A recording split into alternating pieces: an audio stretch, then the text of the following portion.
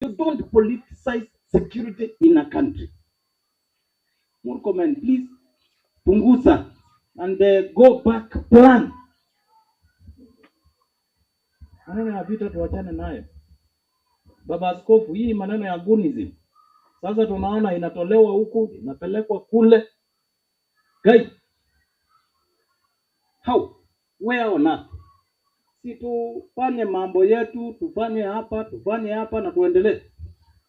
Lakini it appears the Murkomen and the PS Omolo, they are the chief ngunis. Sasa watazuia, wataleta usalama haji.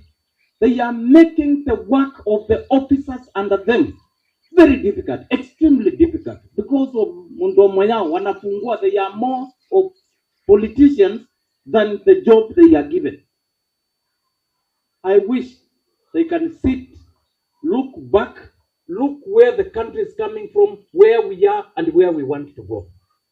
Ahead of next year's elections, tunataka utulivu na usalama wa nchi.